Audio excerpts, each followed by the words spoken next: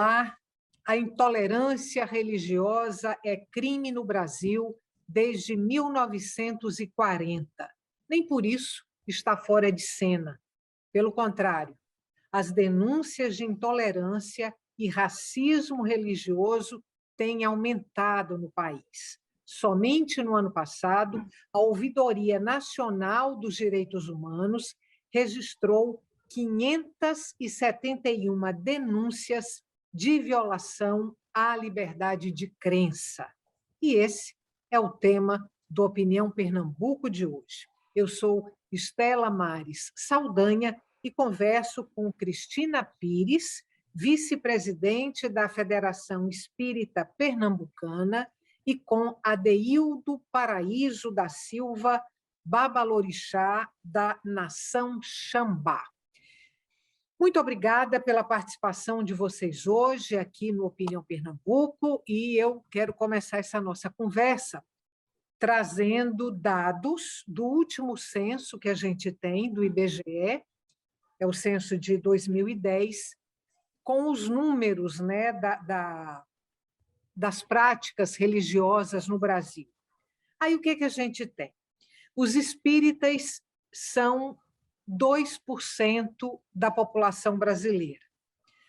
Aqueles que praticam religiões de matrizes afro são 0,3% da população brasileira, contra 64,6% dos católicos e 22,2% de protestantes, incluindo aí os neopentecostais.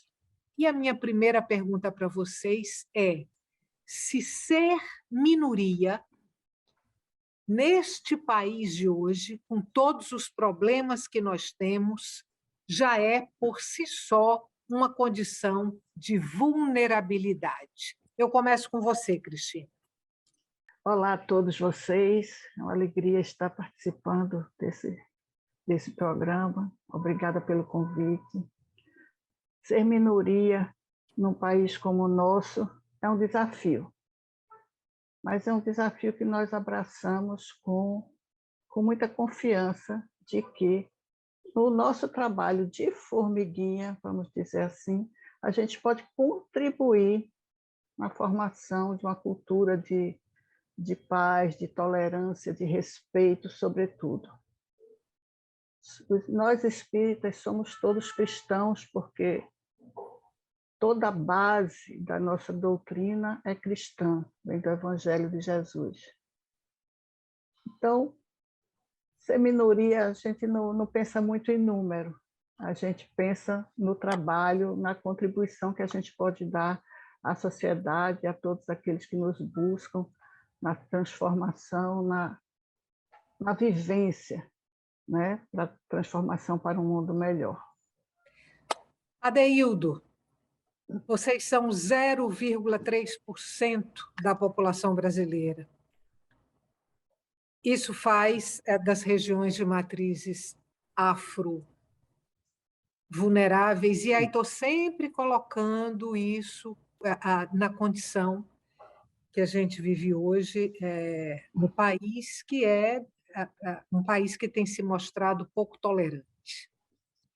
Primeiramente, olá, espectador, olá, você, Estela. Primeiramente, eu quero dizer a você a maneira como o censo IBGE faz a pergunta, porque nós não podemos nos considerar minoria no universo do país feito Brasil, que você viu agora hoje nos nossos fogueiros, nos carnavais, agora mesmo as escolas de samba do Rio de Janeiro, que 90% dos seus temas foram um tema afro, ganhando Exu, entendeu? E não é possível que toda aquela população que estava ali brincando no carnaval, chamando Exu, chamando Emanjá, chamando Oxalá, que seja espírita, que seja evangélica, que seja católica. Obviamente, são pessoas de terreiro, e pela razão comum que nós ainda temos essa visão de a religião católica ser a religião oficial, algumas pessoas de terreiro se dizem católicas. Não podemos dizer que vivemos num país em que somos 0,3% dessa população, quando nós vimos nos finais do ano as praias cheias, com as pessoas botando flores para Iemanjá, colocando a deusa do mar. Ninguém está ali no mar botando flor para Nossa Senhora da Conceição, está botando flores para Iemanjá. esse orixá da região africana, esse orixá que veio da África, esse orixá africano. Então, essa maneira como o censo faz, volto a lhe repetir, essa maneira que nós temos de oficializar, mesmo quando a Igreja Católica se desvinculou do Estado em 1900, por aí, mas mesmo assim, algumas religiões como a nossa, que ainda mantemos aquela questão do secretismo religioso, ainda mantemos como aquela condição de que a religião católica é a religião oficial e alguém que chama até a nossa religião de seita. Então, quando esse censo do IBGE chega na casa de uma pessoa de terreiro, essas pessoas, por um determinado desconhecimento, qual é a sua religião? Não está lá explícita a religião, ele diz que é católico. É um apelo que eu faço, por eu estar aqui dentro do canal, num veículo de comunicação, que o censo do IBGE, que ele modifique a maneira dos seus entrevistadores, como faz essas perguntas pessoais de terreiro. Também contando com a questão da vergonha, com essa intolerância, porque não é fácil você viver num país, você tem uma religião que ela é intolerável de uma forma tal que diz de uma coisa abstrata que não vê. Porque as pessoas que praticam outra religião, você, se não praticar essa religião, vai para o inferno. Uma coisa que é abstrato, uma coisa que a pessoa não pode ver, aí uma coisa que a pessoa tem medo. Será mentira ou será verdade? A não ser aquele realmente que tem a vocação da fé, que continua militando nessa religião. Então, nessa nossa primeira fala, eu quero dizer a você o seguinte, que para nós que fazemos a religião de matriz africana, jamais acreditamos que somos 0,3% dessa população. Nós temos uma população muito maior de pessoas de terreiro nesse país.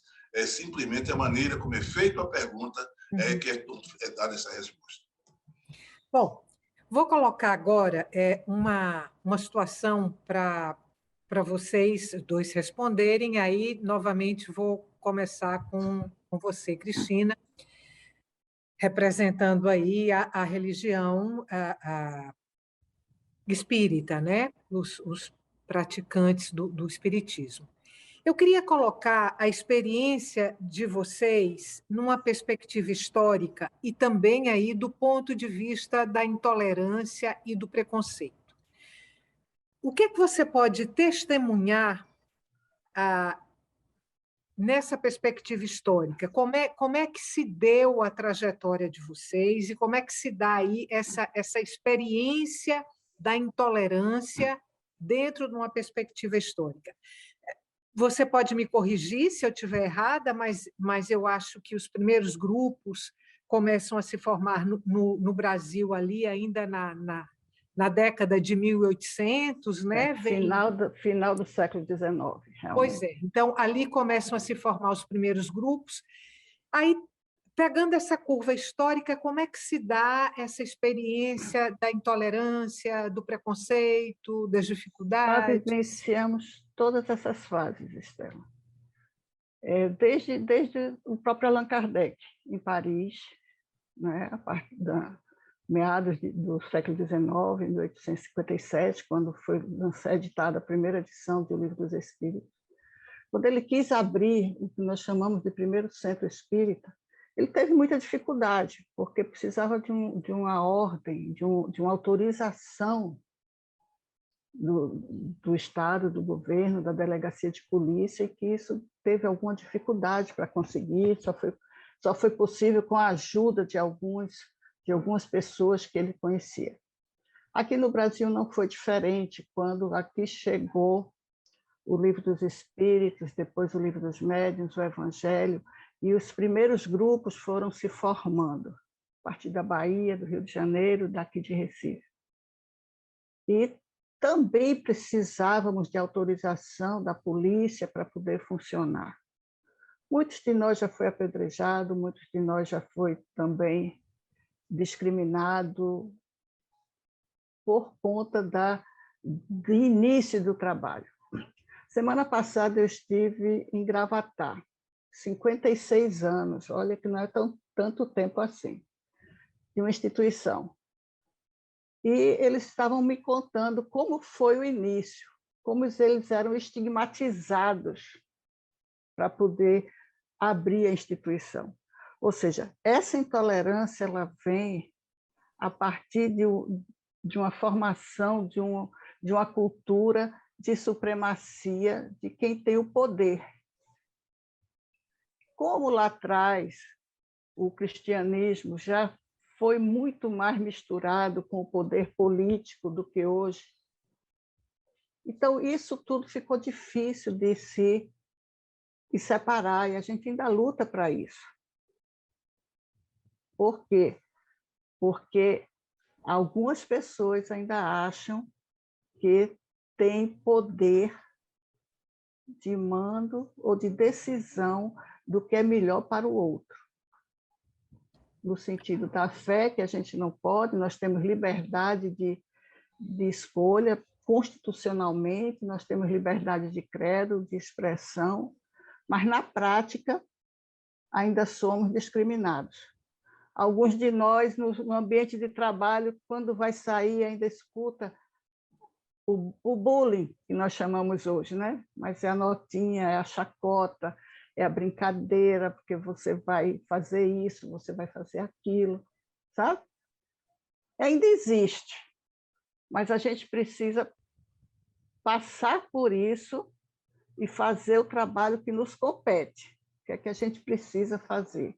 Levar a doutrina espírita, levar o Evangelho de Jesus para nós espíritas, a todos aqueles que nos buscam. Não saímos, vamos dizer assim, arrebatando, fazendo proselitismo em todos os lugares. Mas aqueles que nos procuram, nós buscamos orientar, consolar, esclarecer, sobretudo, segundo o Evangelho, segundo a doutrina que nós abraçamos, que nós escolhemos e acreditamos. Então, na linha do tempo, na linha histórica, também sofremos preconceito, não tanto como nossos irmãos de matriz africana, que ainda hoje sofrem.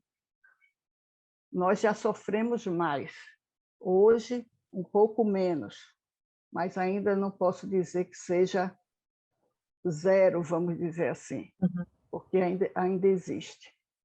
Algumas instituições ainda são atacadas, anematizadas, e, enfim, faz parte. Adeildo, eu vou te fazer uma proposta. A gente só tem 1 minuto para terminar esse bloco. Eu sei que não vai dar tempo de você responder essa pergunta em 1 minuto. Então, a gente faz um pequeno intervalo e no próximo bloco, aí eu começo com a sua fala, você respondendo a mesma pergunta que Cristina respondeu agora, tá bom? Ok. Para você que está em casa, não saia daí. O tema de hoje do Opinião Pernambuco é intolerância religiosa. A gente volta daqui um pouquinho.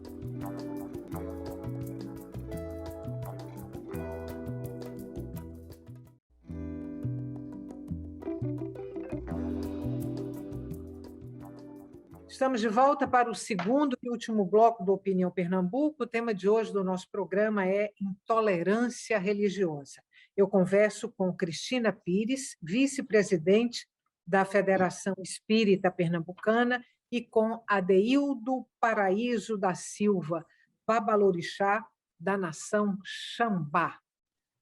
Adeildo, a pergunta que eu deixei para você no bloco anterior é: a intolerância religiosa, o preconceito sofrido pelas pessoas de religiões de matrizes afro, numa perspectiva histórica. Estela, numa perspectiva histórica, você veja bem, a partir do momento quando Constantino, em 350, se converteu ao seu cristianismo, então, logicamente, o cristianismo passou a fazer parte do Estado. No Brasil, no ano de 1900, por aí mais ou menos, o Estado se desatrelou da religião católica, passando a ser laico. Mesmo assim, a polícia passou a ser um braço armado do catolicismo contra as pessoas de religiões de matriz africana. Quer dizer, foi uma intolerância estruturada. Vejamos a primeira. A primeira intolerância, quando nas nossas manifestações, que eles achavam era questão patológica, que era uma espécie de loucura. Para isso, as primeiras pessoas a se aproximarem dos terreiros foi Nina Rodrigues, foi Ulisses Pernambucanos, foi René Ribeiro, todas essas pessoas psiquiatras. Como eles não conseguiram parar a nossa questão, a nossa religiosidade, com essa questão da patologia, eles partiram para a questão criminal, dizendo exercício ilegal da medicina.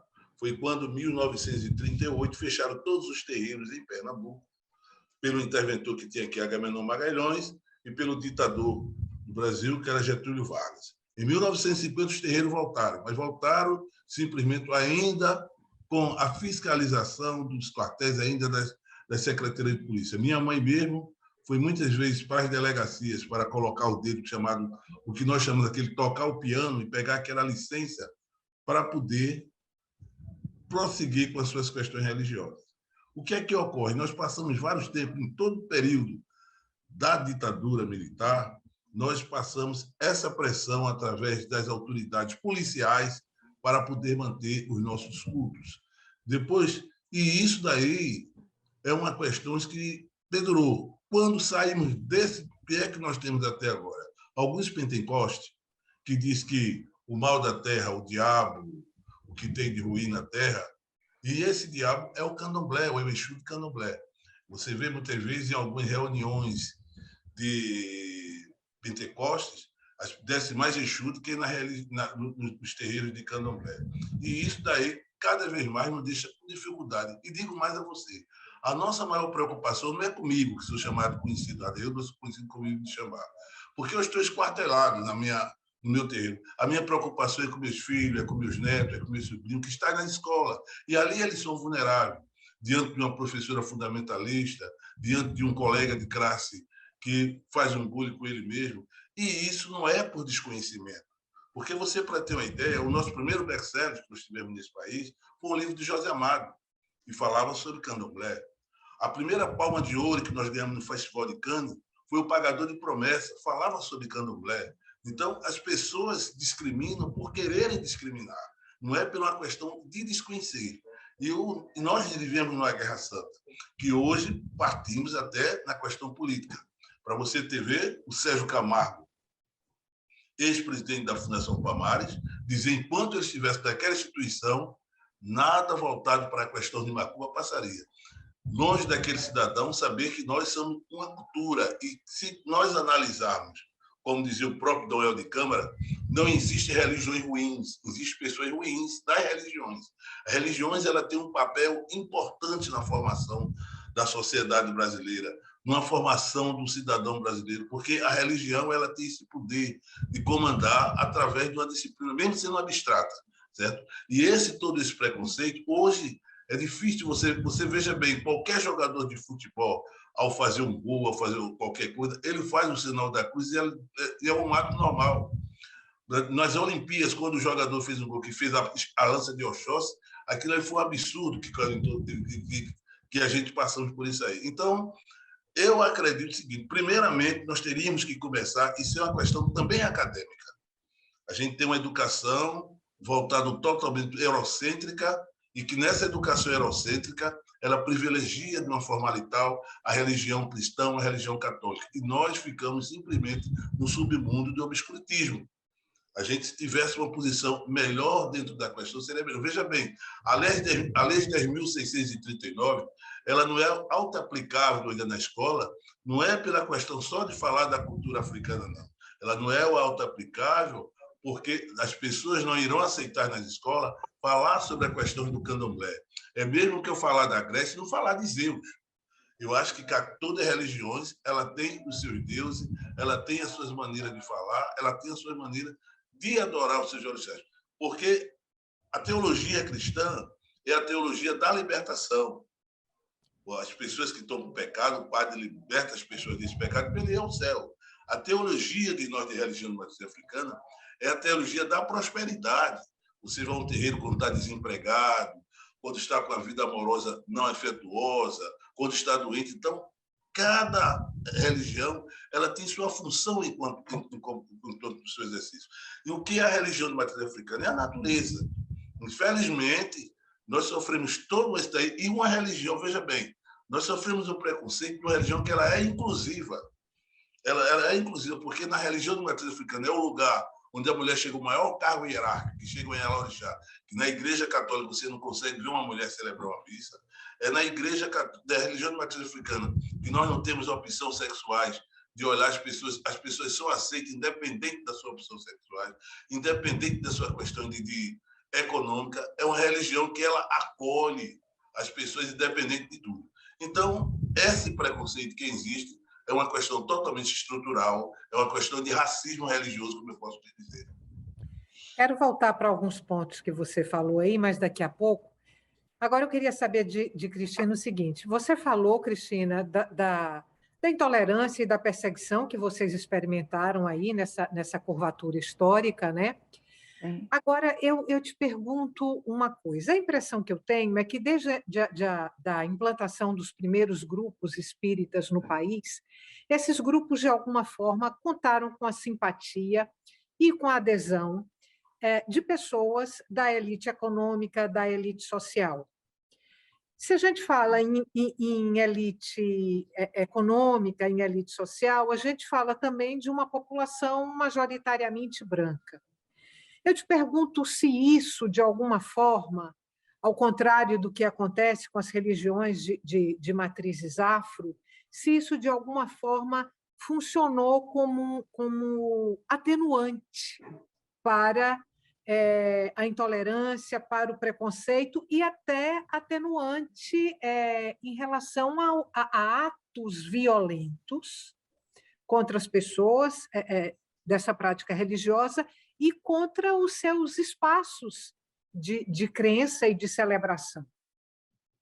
Veja só, eu não tenho dados históricos, vamos dizer assim. A gente faz uma análise da vivência de como a gente vê. A gente tem realmente um percentual de uma população com mais escolaridade. Isso não quer dizer que a maioria das nossas casas não está, vamos dizer assim, nos bairros nobres da cidade. A maioria das nossas casas está realmente nos bairros mais afastados, são instituições pequenas, e são instituições em que as pessoas não têm todo esse nível de escolaridade. Então, o que é que atrai muito na doutrina espírita? A possibilidade de você se trabalhar, de você ver uma possibilidade de, pelo trabalho, você se tornar um pouquinho melhor e compreender. O que chama muito, atrai muitas pessoas à casa espírita, o fenômeno mediúnico. O fenômeno mediúnico que acontece desde sempre, historicamente, desde a antiguidade, desde a pré-história, acontece em qualquer religião, em todos os quadrantes do mundo, do planeta, mas que as pessoas, por não conhecerem bem como acontece o fenômeno, o porquê do fenômeno, muitos vêm buscar na casa espírita essas explicações. Porque vê, porque ouve, porque está doente, porque, sabe? Algumas coisas que também vão buscar nas casas de matriz africana. Algumas respostas. E as nossas respostas, elas vêm no sentido de estímulo, de auxílio ao autoconhecimento, à melhoria de si mesmo, à compreensão de que não estamos sós, de que esse intercâmbio com o mundo espiritual ele é constante, ele é permanente, e que, quando a gente compreende isso, a gente assume a responsabilidade pelas nossas escolhas, então a gente consegue dar um passo adiante no que a gente chama de construção da felicidade, do progresso espiritual. Isso nos atrai, isso nos convida à casa espírita.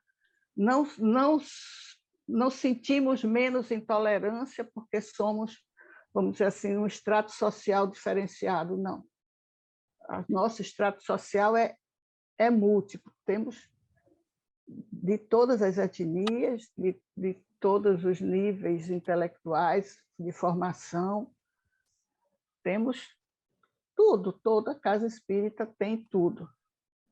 Agora, dizer que talvez a gente sinta um pouquinho menos, talvez a gente sinta um pouco menos, porque a gente é uma religião cristã também.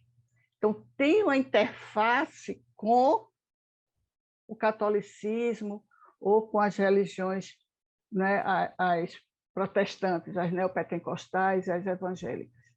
Então, tem uma linguagem muito parecida, porque o evangelho é o mesmo. Agora, o entendimento é um pouquinho diferente. Bom, Adeildo, o tempo da gente está chegando ao final. Eu vou botar aqui 2 perguntas, uma só, para você responder rapidamente. Aí eu queria saber de você se a gente está falando de intolerância religiosa, mas se no caso das religiões de matriz afro, se mais do que intolerância, o que pesa é um racismo. Essa é uma primeira pergunta. E aqui estou lembrando, inclusive, dos terreiros, muitos Brasil afora, que vêm sendo depredados, incendiados e pessoas agredidas.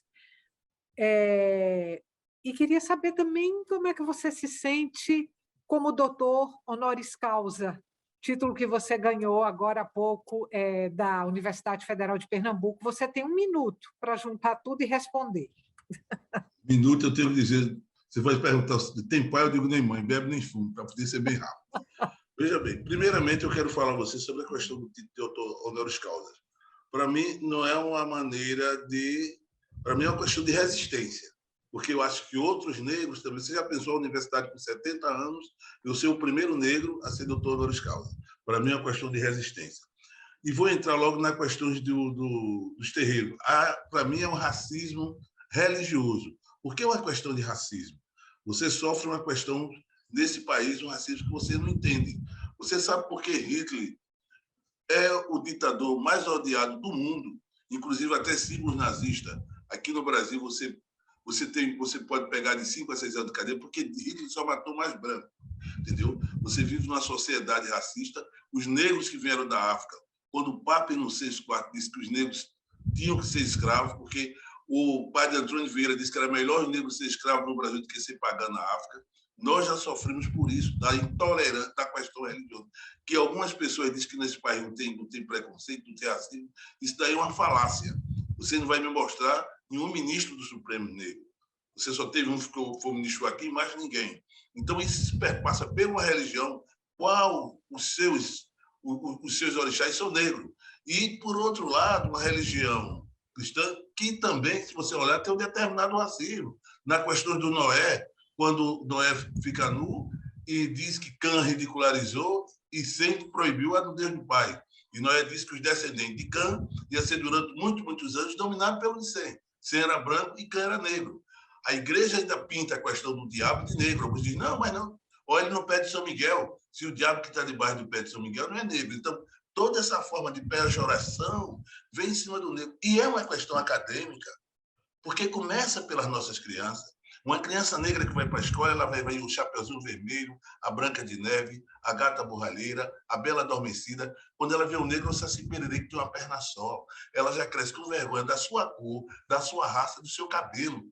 Entendeu? Então, é uma questão que, em todo esse universo, entendeu? Que vai cair na religião matrificana. Por que existe tanto preconceito? Você veja bem, lá em Minas Gerais, chutaram a estátua de Nossa Senhora Aparecida, passou em jornal nacional. No Rio de Janeiro, estão invadindo os terreiros de candomblé, quebrando os seus objetos sagrados. Por que são coisas sagradas? Qualquer coisa que é sacralizada por um líder religioso, ela é sagrada. A hóstia é um pedaço de pão. A partir do momento que o padre sacraliza ela passa a ser o corpo de Cristo. Então, é uma coisa sagrada que temos nós, e que são realmente chiqueiladas dentro, e ninguém diz nada, entendeu? Aqui no nosso estado mesmo de Pernambuco, quantos terrenos já foram incendiados, como eu já vi aí, e as autoridades não olham para isso, entendeu? É por isso que eu volto a falar de Martin Luther King. Eu prefiro o barulho dos maus do que o silêncio dos bons, entendeu? Um Estado que se diz que é laico, um Estado que diz que está a favor de tudo, e não está. Porque todas essas coisas que acontecem com as pessoas de terreiro de candomblé, e vejam bem, são os terreiros de candomblé que acolhem uma sociedade a qual o Estado não acolhe. Porque em muitos lugares da favela, quem adota aquelas pessoas que não estão com o Estado é o traficante, é o marginal. em algum lugar que adota os terreiros. As pessoas, quando não têm terreiro, não têm o que comer, que vai na casa de Dona Mariazinha, que mora lá no morro, ou vai na casa de São José, que mora lá na favela, e que ele manda acender uma vela para aquela pessoa não cometer o que é o mal. Então, a religião de matriz africana é uma oficina de fazer um cidadão melhor nesse país. Mesmo assim, sofremos todo esse preconceito. E não é uma coisa por desconhecimento, como eu já lhe falei. É uma coisa pela estrutura, é uma coisa pelo preconceito que está impregnado dentro de uma sociedade que só vai aprender a mudar isso academicamente. Adeildo e Cristina, foi uma honra conversar com vocês hoje aqui. Que pena que o tempo acabou, mas a gente pode retomar essa conversa numa próxima oportunidade. Muito obrigada, mais uma vez, pela participação de vocês aqui no Opinião Pernambuco.